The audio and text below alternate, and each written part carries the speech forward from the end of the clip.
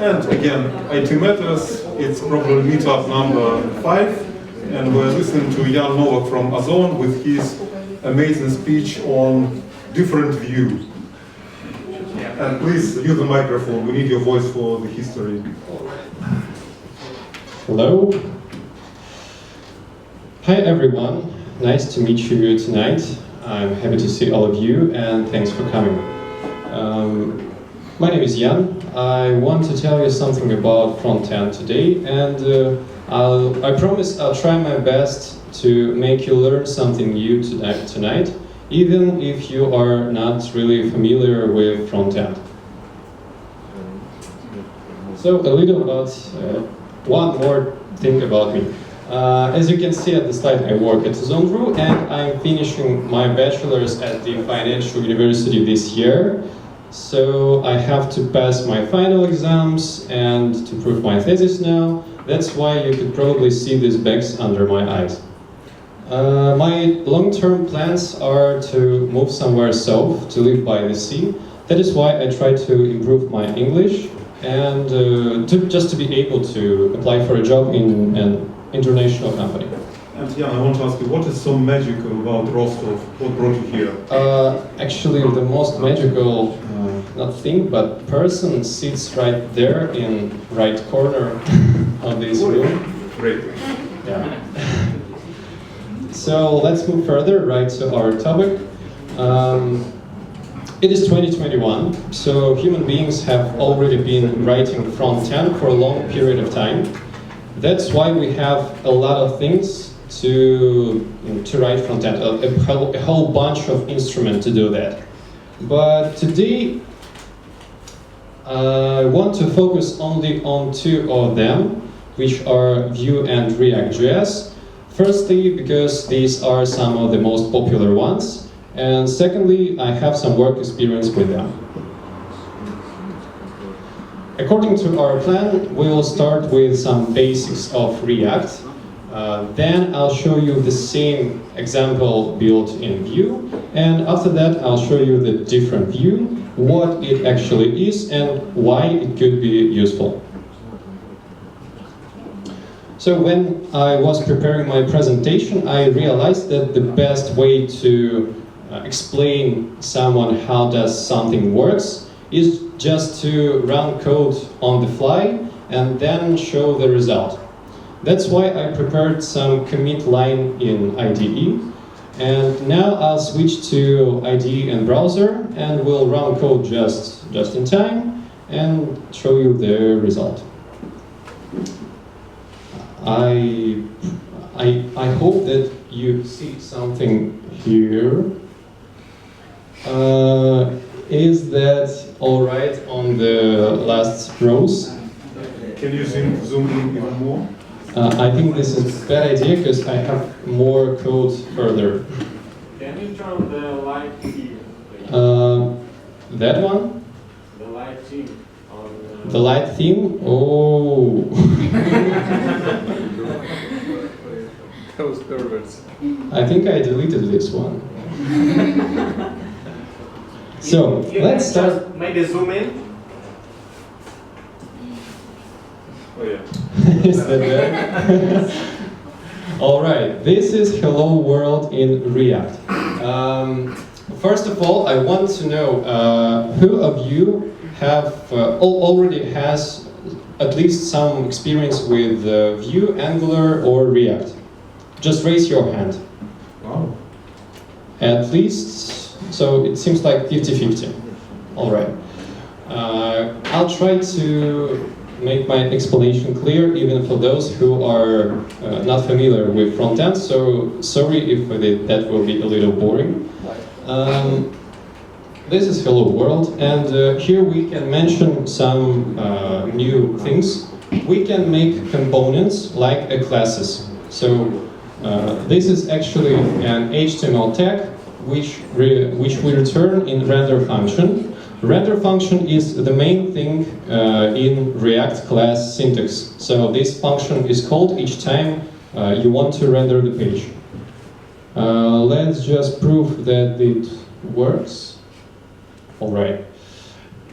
Of course, it's very easy and at the same time absolutely useless. So let's try to complicate that.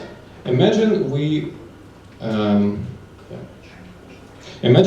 make a typical front-end work. So we build a form, a simple form with 2 inputs, and we just want to see how it will be in React. That is here. Once again, is that something understandable there? Not sure. Barely. All right, I'll just comment all of this. So we have 2 inputs, first and second, and the notable thing here is that when you use React, you need to somehow bind JavaScript variables with HTML values. For example, you have an input, and you need to provide the value of this input and also change the value. So to manage it, you could probably have probably used class properties, and let's just check, is that work or not? I really hope you see something. So let's reload the page, and when I type, nothing happens. Why is that so? Because actually it's not obvious. We used our variables, and then in a specific handler we change its value, and hypothetically it should work, but it's not. So the key is that React expects from you to manage all your data in a specific object called state. So let's see how it looks like. Here it is. We initialize this object when in the constructor method we just put all of our data in it, and then, and it's important, we use a specific function setState to manage this object. So it is important you cannot just directly change the state. You should use setState function. Let's check out and check that this now it works.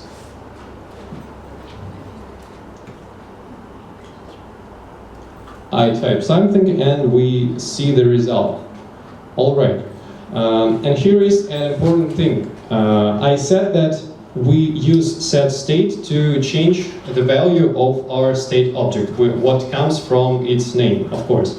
But the second purpose of using setState is this is a way to hint React that we want to re-render the page, because basically the problem then we use just our properties directly from the class was not that we haven't changed the value, was that we not call render function once again when we change this value. So setState just initialize a new calling of this render function, and we see appropriate data, actual data. And here is not a vulnerability, but like a way for you to make a mistake. For example, the next commit is about that. Imagine we call setState with an empty object, so that means that we change nothing.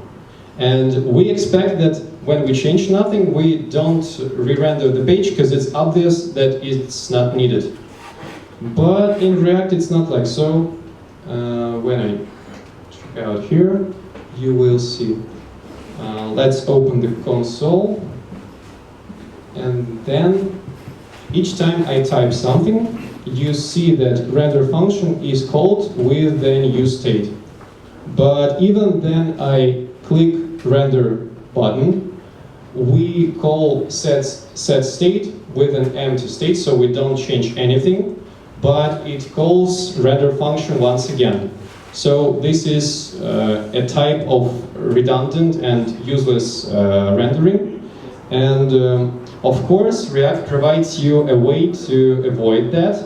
And you have a particular method called should_component_update, where you can describe what are the reasons to re-render the page.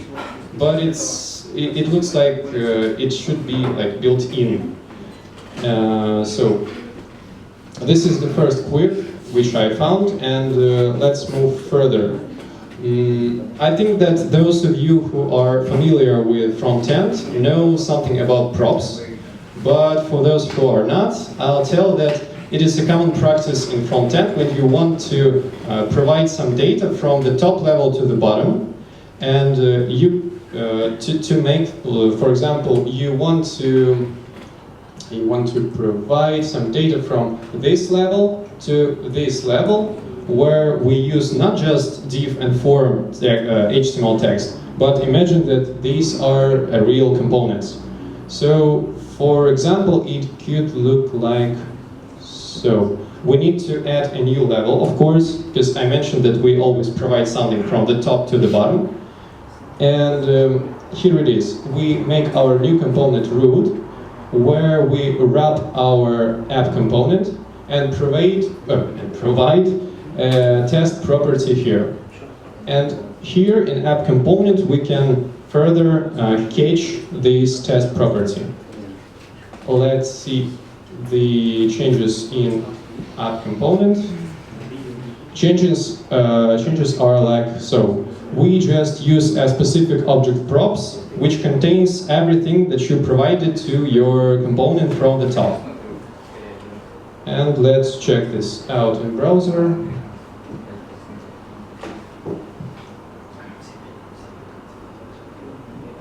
I'm going to reload.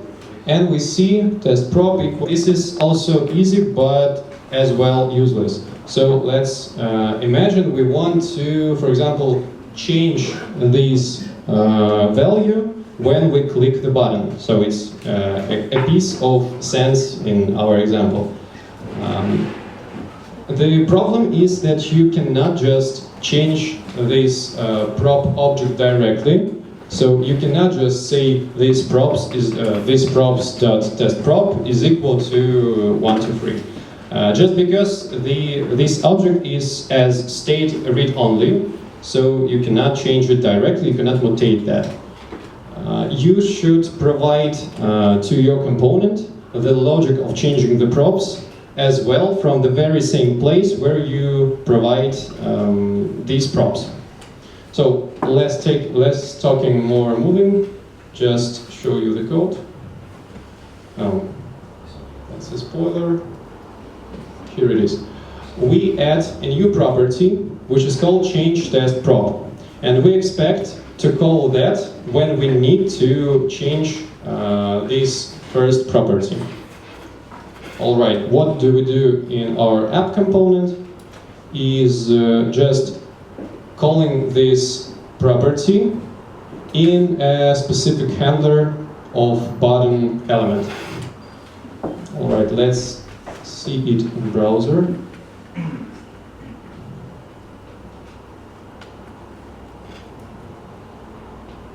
And we expect that when we click, property changes. All right, that's work. And here is an important thing as well. I want to tell something about rendering. I want to tell more about rendering in React. There is a rule where that states that when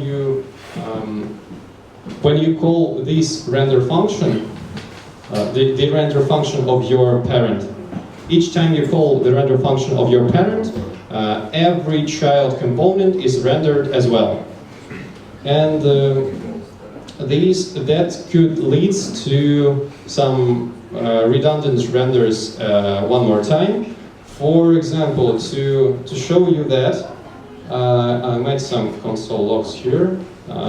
So we console each time we render the root, and then each time we render our app component.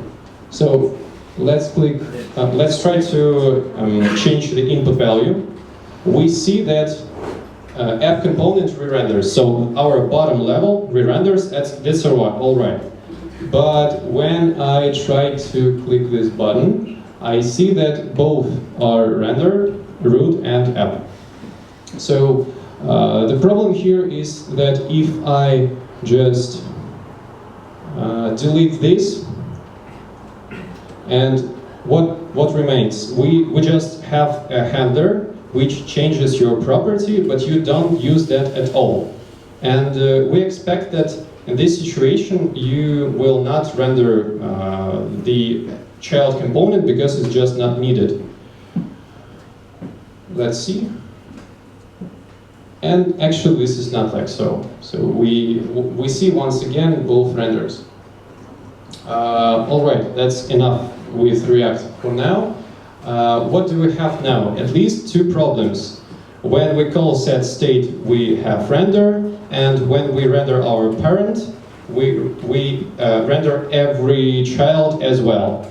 So yeah, there are at least two quirks about React for now, and I promise if you continue diving into learning React, you will see more quirks and strange things, and maybe there is a way out for you to not think about all of that, to not read a whole bunch of documentation, to aware what happens in your project, and maybe when you want to find an alternative to React, you will meet Vue.js, and yeah, spoiler alert, in Vue these problems really don't exist, but let's just look at the very same example as we built just now in Vue.js.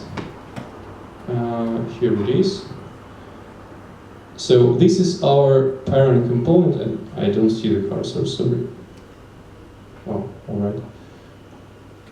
This is our root component, and we see a lot of strange code here. And honestly, when I first saw this, I started to think about quitting all the employment process to Ozon Ru, just because they use only Vue.js. And when I realized that I need to write something like this, I wanted to stick to React for all my life. Just because we see that we have everything in the same file. So here is CSS, JavaScript, and then HTML. And that's all right if you have a small component, but when your component is just like so, it's a whole deal.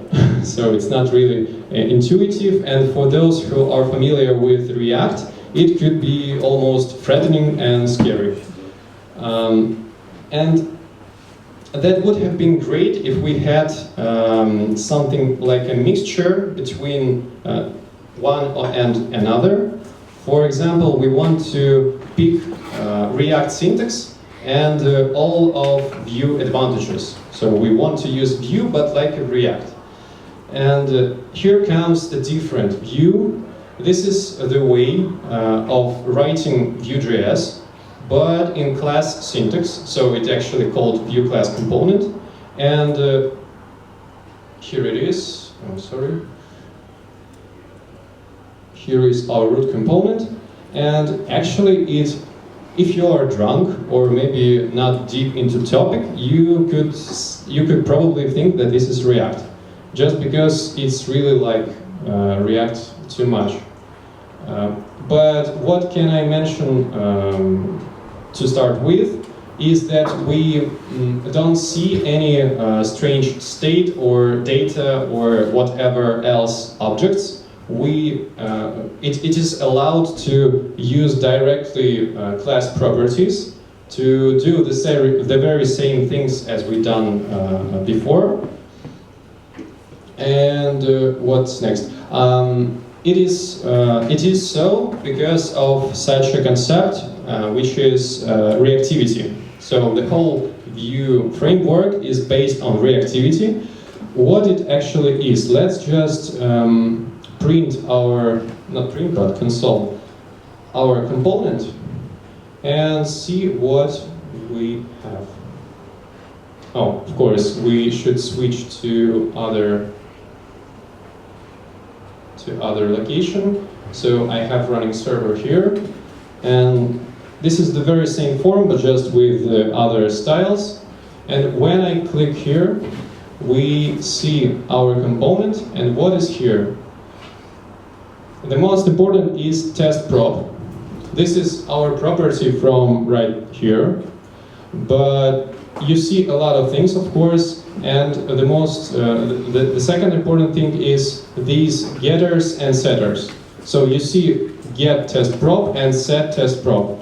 We haven't defined these by our hands, so this is a piece of magic which Vue provides you to. So this is the way how Vue tracks when and how you use your variables. For example, each time you call this test prop, it calls this test getter, which is provided by Vue.js. And Vue know anytime you want to use this variable. And as well, it is fair to set the property. So when you try to change this property, it is also obvious for Vue. What it provides you in practice. We can see that here in app component. Oh, of course. Let's just stick to our root component because it's it's just a little. And let's imagine I forgot to delete a variable which I use only just one more second.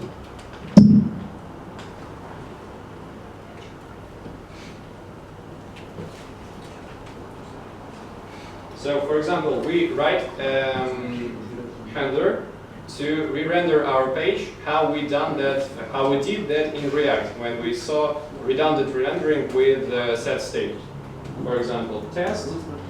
And the key thing here is that we will not use this variable, but we will change that. For example, like so, on click. Where is sorry? Click this test. Like so.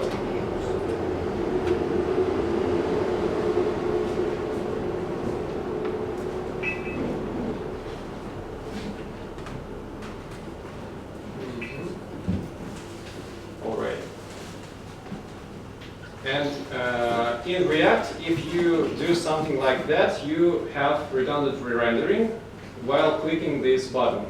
But here it is not like so, because Vue knows that you change this value, this variable, but you don't use that anywhere. So you just forgot to delete this unnecessary handler. And that is what reactivity is. This is some piece of magic which happens under the hood and allows you to not think about optimizations, about should you render or not, and so on.